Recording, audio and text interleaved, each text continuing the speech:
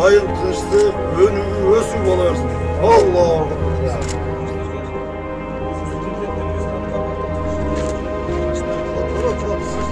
Мынакей биз алдыңарга коюп атабыз, кандай биз алдына. Ушул иш-чара бар болот. Эми аны болсо башка казыр. Bizga o uy otele ma'lum emas. Аксай айыл өкмөтүндөгү Капчыгай айылында өрттөлгөн жана тонолгон үйлөрдү калыбына келтирүү аракеттери башталды. Ошол 14-сентябрь, 17-сентябрь күндөрү жалпы Баткен районунун аймагында 320дан ашуун үй толугу менен жашоого жараксыз абалга келген. Жергиликтүү бийлик учурда тазалоо иштери бир жуманын ичинде толук бүтөөрүн айтты. Андан соң өрттөлгөн үйлөрдүн ордуна жаңы турак үйлөр курулат. Бүгүнкү күндө районубуздун аймагында Аксай айыл өкмөтүнүн Капчыгай айылында дагы башка талкаланган айылдарда, аймактарда калыбына келтирүү жумуштары башталды.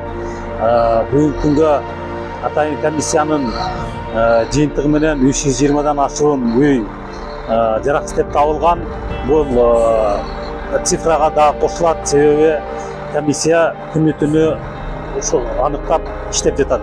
Азыр өзүңүздөр көрүп болгондой, өзгөчө кырдаалдар министрлигинин атайын техникалары келип, курулуш жүрө турган жараксыз болгон үйлөрдү тазалоо жумуштары башталды.